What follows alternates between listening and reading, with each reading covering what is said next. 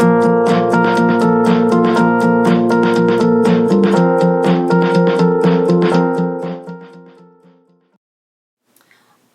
been talking for a lot of videos now about the history of Newmarket. I've done my best to make it as accurate as I possibly can. That is my goal with all of my history studies, all of the ways that I share history. And it has been a lot of minutes of talking to you through a camera and a lot of time talking about history. And I realized that you might have some questions about either my research or things that I've come across, maybe a little bit about the book tour, the book release. If you're thinking, what book? It's going to be Call Out the Cadets, the newest book on the Battle of Newmarket, written by yours truly. Well, today I thought we'd take a little bit of time and just answer some questions about things that I've come across, things that have come up recently related to the Battle of Newmarket. I'm Sarah Kay Bierle with Gazette 66.5, and let's just have an informal chat about all things Newmarket.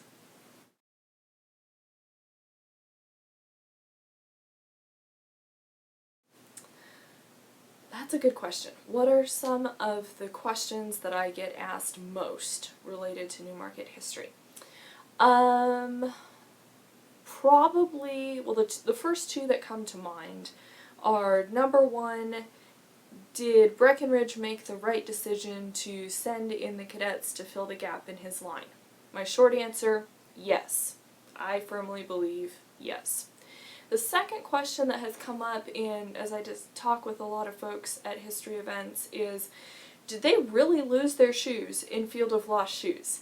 Again, the answer is yes. Primary sources do support that shoes were being pulled off the feet of soldiers and cadets as they moved across that flooded field on May 15th, 1864. Someone once brought up the question, well, why weren't there a bunch of archaeological finds of shoes out there on the field? The reason is the survivors went back and got their shoes again, and if no one was claiming the shoes, someone else was going to pick them up because supplies were pretty short in the Confederacy at that time. As for the long-winded answer to the Breckinridge and the cadets question, I'd recommend watching the entire video segment that I did on that, because that'll give you a full answer on Breckinridge, the military situation, and his choice to use the cadets. I'll put a link to that video in the description for this video itself.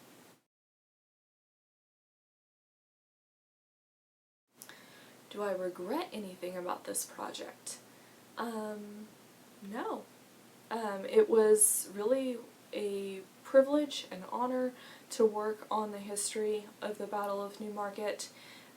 Maybe the two things that I regret was there were two minor errors that were found in the book by a historian reviewing the book. So that was a little embarrassing, but the good news is they are relatively easy to fix, and we'll be able to get them fixed before there's a second printing. But no, nothing to regret. It was a wonderful project and just a real honor to work with the history, the primary sources, and to get to share it in hopefully a new way.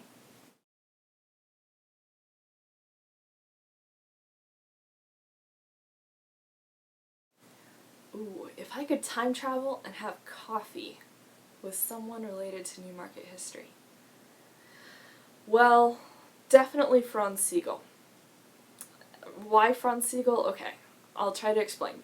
First off, I have some military history questions for the guy, but then I'd also love to hear his version of his adventures in getting to the United States, and I know that he was acquainted with my fourth great-grandfather, so I would love to know how well they were acquainted and if he had any anecdotes or stories that he could share about my ancestor. Do I have to pick just one person to have coffee with, or can I pick more? In my video, I'm going to list off a few others that I would have loved to meet from Newmarket history. Jessie Rupert, the woman who supported the Union cause in the town of Newmarket, she'd be pretty awesome to meet. I'd also love to meet Lady Kleindienst and just be able to talk with her, and I've read her side of the story about Newmarket and the things that she did in her primary sources, but I think she would be a really neat person to talk to, and I bet there's even more information that were in her oral stories that just didn't make it into what she wrote about the battle. As far as getting to meet one of the Newmarket cadets, I think I definitely want to meet Cadet Evans, who is the flag bearer.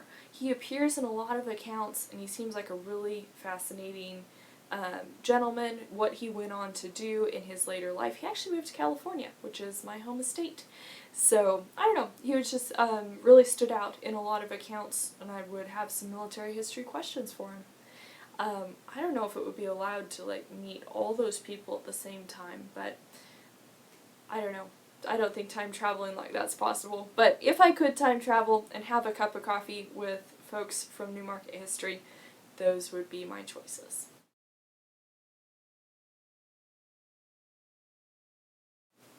Well, then it would significantly change the Battle of Newmarket. The weather plays a huge role in the Battle of Newmarket's history and also in the aftermath of the fight. The heavy rain has swollen the rivers and the creeks, which that plays a role. The Confederate cavalry is not able to recross Smith Creek, so they're effectively stranded because of the high waters of a fast-flowing creek. The fields are a boggy, muddy mess.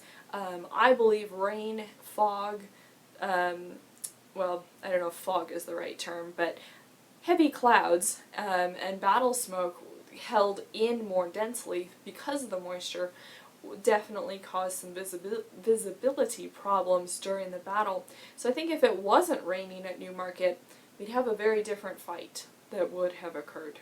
But that's just my opinion.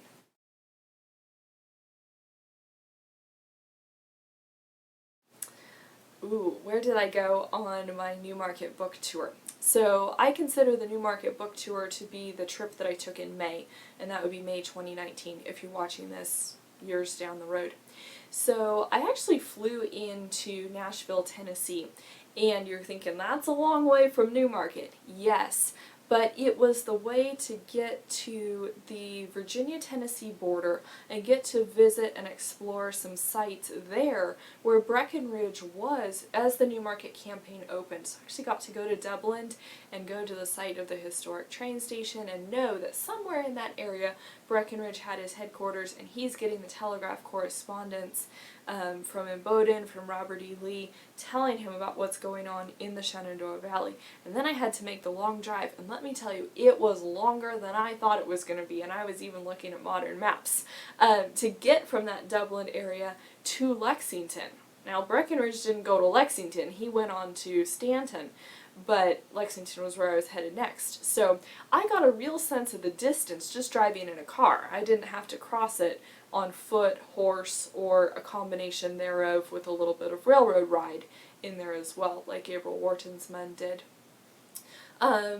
Spent Newmarket Day, which is May 15th, in Lexington, Virginia. I had a book signing at their museum store at Virginia Military Institute, and then I had the privilege to see the Newmarket Day ceremony, which is held on the parade field, and then there's a formal pass and review ceremony, and that was really special. It was the first time I had witnessed it in person.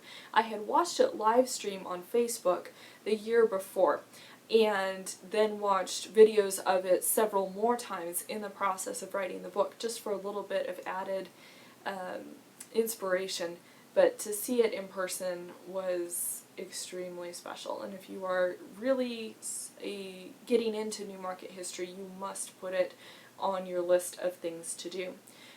After the Newmarket Day ceremony, I had a speaking engagement in Powhatan County, and then it was on to Newmarket Battlefield, and I got to be there for their reenactment weekend and did a lot of their historical teaching, book signings, met wonderful people, and just had a great time getting to teach the history while standing on the battlefield. And that's something that was in some ways a first for me, but also something I'll never forget, just standing in the event tent and being able to say to people, you're on the Union lines, or, you know, you're pretty much on the Union lines, you're just to the rear of von Kiesler's battery.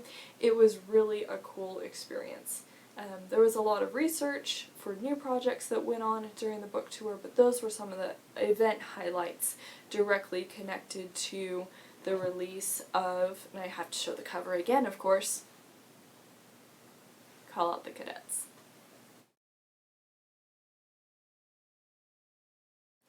No, I am not finished with Newmarket. When you do research for several years and write a book, that history is going to become part of your life. And I hope that people will keep asking me about Newmarket and that I will be finding ways to share more about its history for years to come. There are still several topics that I would love to research in more depth related to the battle and aftermath of Newmarket. It's not something that I am pursuing at this time. The 5-hour airplane flight from California to Virginia, which separates me from those fields, and the town at this time is kind of preventing some more in-depth research that way. But perhaps in the future, either with a longer research trip or maybe even relocating to the state, will allow me to pursue some more in-depth details of Newmarket history, and that's something I definitely look forward to doing.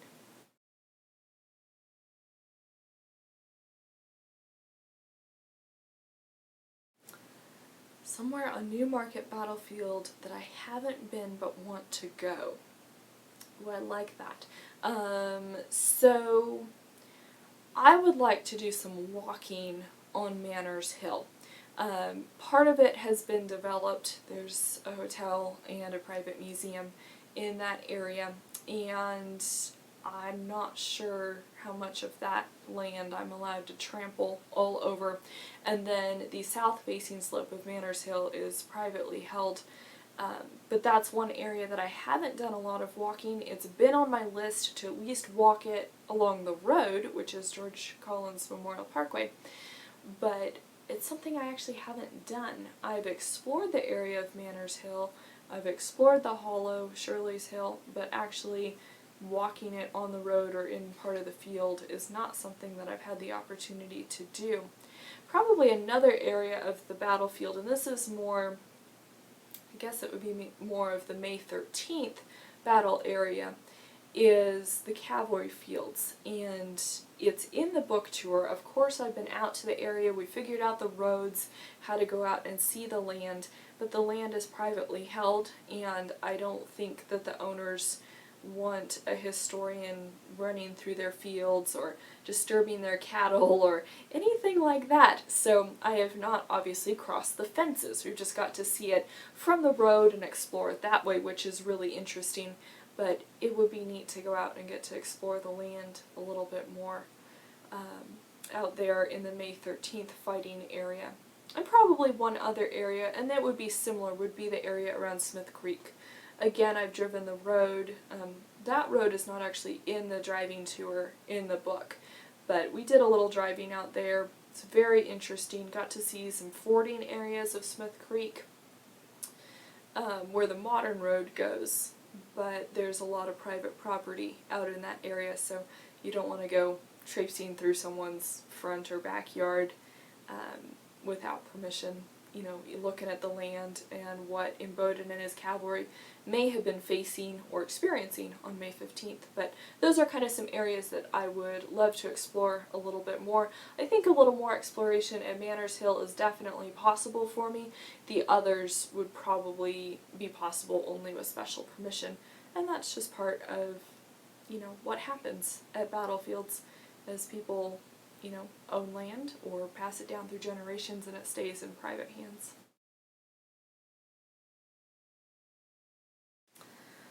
Favorite memory from research or writing? Did I just pick just one? Hey, it's my video. No, I don't have to pick just one.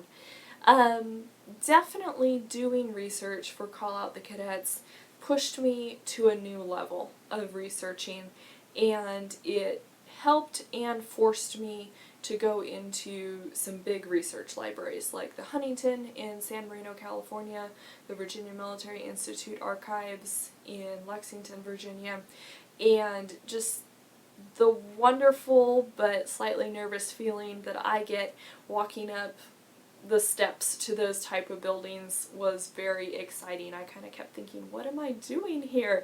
But it was a really good feeling, and definitely an exciting privilege to get to work with the archivists in those places and access wonderful primary sources that have been preserved. One of my other favorite research moments would be on Shirley's Hill with my mom. So my mom went with me on one of my research trips. She loves to see areas that I'm studying, and it's also a neat way for us to get to spend a little extra time together. And so we were at Newmarket in spring 2018, and we had got permission to be on Shirley's Hill. And we were taking photographs, getting ready for the book, doing some research on the land, and we walked down the north-facing slope of Shirley's Hill, which is how Wharton's brigade and the cadets would have gone. And we kind of got to the bottom of that area, and it's pretty steep. And we climbed back up it, and we're standing there, and we're like, wonder how long it would take to march down the slope at Parade Step, which is how the cadets came down. So how long would they have been under fire? So my mom has a little bit of background with marching time. She was in a marching band when she was younger. And so we marched down Shirley's Hill and timed it. And then I was like, well, I wonder what the difference is if you run it. But it was pretty warm, and the hill is pretty steep. So we decided to run up it and calculate the difference and assume that for guys carrying rifles and wearing packs and stuff like that, it, maybe the difference of us running up the hill versus them coming down but carrying extra weight. I don't know that that's scientific or historically accurate, but we used it to kind of get a little bit of a baseline of what it might have been like. One other really neat moment that always comes to mind with Newmarket research was when I went in the rainstorm. So I was making a quick trip to Newmarket in the summer of 2018, and I happened to be out near the 54th Pennsylvania Monument, and it was just a torrential downpour. I had actually safely pulled off the road a few minutes earlier because I couldn't see, and the roads were just flooding so bad that I was a little nervous driving on them. But when I got turned around, stopped at the monument, it was still raining pretty good. And part of me didn't want to get out of the car, but the other part of me thought, will I have another opportunity to be on Newmarket battlefield in a torrential downpour and see what this actually looks like? So I got out of the car, and within seconds I was drenched, like I could have wrung water out of my clothing. But I walked to the monument and I learned so much, because with that type of rain and the way the clouds were around the battlefield, visibility was horrible, and it made me start rethinking some of the things that I have been considering in Newmarket's history, and also how things add up in primary source accounts. Of course, I have other favorite moments. Just when you do a project that takes years of research, you meet wonderful people, and they help you so much along the way, and you make great memories at so many different steps of those projects.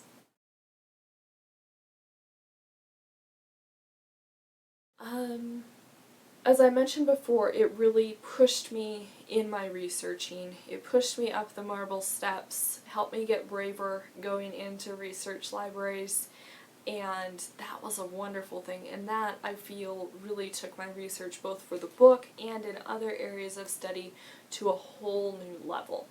And there's always new steps to take. There's always more ways to grow our knowledge and the resources that we're using. But I feel that that was really a breakthrough for me, and I do have to credit the Newmarket project with helping me take that next step. Call Out the Cadets was the first nonfiction book that I ever wrote, And it was a way to take a lot of writing skills that I had been learning writing nonfiction articles or blog posts and get to use them in a bigger project. And I knew I wanted to keep my fiction background, and don't take this the wrong way, just a little bit of it, in approaching the history as tell it as a story. But let me explain that even while I tried to take that approach to some extent, and each chapter opens with a person and a hook about what they were doing or a little bit about this event, I was really careful to make sure that it could all be documented, because we can't write and mix fiction with nonfiction. So it is nonfiction. I didn't write fiction into my nonfiction, but I think approaching nonfiction with my previous writing background did help me write some better chapter openings, and I love to play with words. So getting to play with words on a whole new level, and nonfiction is a wonderful level, was really exciting. And in some ways I'd like to go back and write another historical fiction novel, just using some of the tools that I've now gained from nonfiction. I think it would make my fiction writing so much stronger. I think it gave me something important to be working on at a time in my life that I needed a big project to be working on. And in some ways, I think I mentioned this in the very first video that I did on the series, Why Newmarket, with a brother going into the military the summer that I discovered Newmarket, getting to do the research on the young soldiers and cadets who were at the battle. That kind of gave me something to focus on, but in some ways it was loosely tied to some things that I could relate to in my own life, and the project was very helpful in that sense, in a personal way.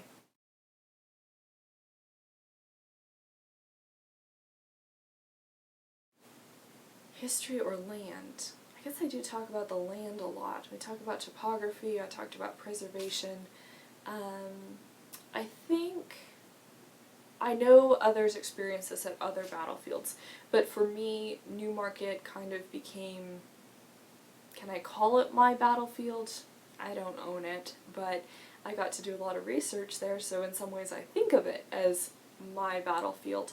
I think what I learned with Newmarket is that you cannot separate the land and the history. And I think that the BMI cadets who fought at Newmarket in some ways taught me that. And I was seeing it when I was looking at their primary sources in the archives at Lexington, and then when I was doing more research at the actual battlefield, it really became part of my thinking and part of my understanding about the battle. What I saw in the cadets' accounts, and in other veterans' accounts too, because it's not just the cadets who place an emphasis on the Battle of Newmarket. There's Union veterans, there's other Confederate veterans that were greatly impacted by that battle. What I see in their primary source accounts is Newmarket draws them back. The town and the battlefield, it's magnetic almost, if we can use that term in a loose sense, and it pulls them back. They come back to this place where they battled, where their comrades were injured, where their comrades died. And they come back to this place where they survived a horrible conflict, and they come back to this place trying to understand what they did and learn from it and explain it to their descendants, and also I think to find a little bit of personal meaning in the whole thing.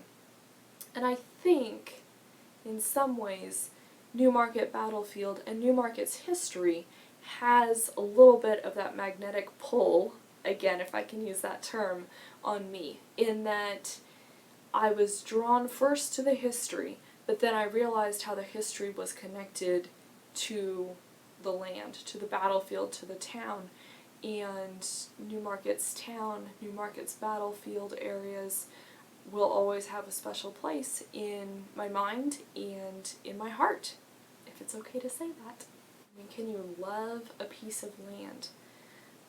I don't mean that in any strange sense, and I think those that visit battlefields and study this type of history probably know exactly what I'm talking about, so I don't think I'll ramble through it and try to explain it. I think the easiest way to summarize it is that the history of Newmarket is connected to the land, to the structure, to those original structures in town, and that's going to hold a special place in my life, on my bookshelves, in my writing, in my thoughts for a long time to come, and I'm glad for that. I'm Sarah Kay Bierle with Gazette 66.5. I'm also the author of Call Out the Cadets, The Battle of Newmarket, May 15th, 1864. Thanks so much for watching this video. It's going to conclude our 2019 series on the Battle of Newmarket. I hope you've enjoyed the history. I hope you've enjoyed this chat where I've shared a little bit more about my research, the writing of the book, and some thoughts on Newmarket history. I would love to hear your thoughts and your comments. Have you visited Newmarket Battlefield? Have you read the book? Are you looking for more resources? How do you feel about the history and that history on a battlefield? I'd love to hear your comments in this comment section here on YouTube or on Gazette 66.5's blog. Thanks so much for watching this video, and have a wonderful and inspired week. Thanks so much. Bye-bye.